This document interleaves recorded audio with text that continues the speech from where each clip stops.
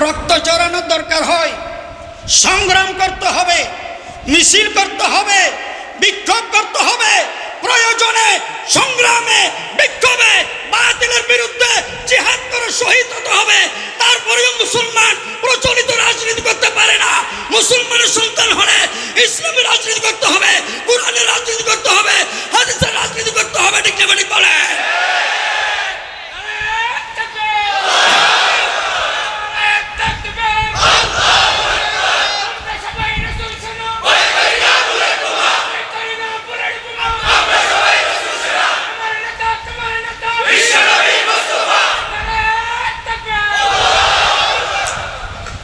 ইসলামের পক্ষে যে কোনো সময় বিপদে আপদে বলা মুসিবতে ইসলামের দুর্দিনে যত বড় চক্রান্ত ষড়যন্ত্র, যত বড় পরাশক্তি আসুক না কেন,